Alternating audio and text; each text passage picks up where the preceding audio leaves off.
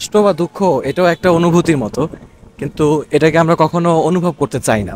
আমরা সবসময় মনে করি যে সুখ শুধুমাত্র এটাই একটা অনুভূতির জিনিস, আর কষ্ট থেকে সবসময় বেঁচে থাকা উচিত।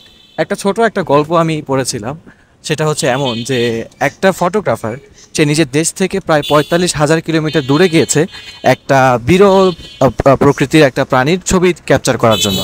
এবং সে অনেক দূর যাওয়ার পরে 45 কিলোমিটার পাড়ি দেওয়ার পর একটা নির্দিষ্ট ফ্রেমের জন্য, একটা পারফেক্ট ফ্রেমের জন্য সে প্রায় 8 থেকে 12 ঘন্টা পর্যন্ত অপেক্ষা করছিল।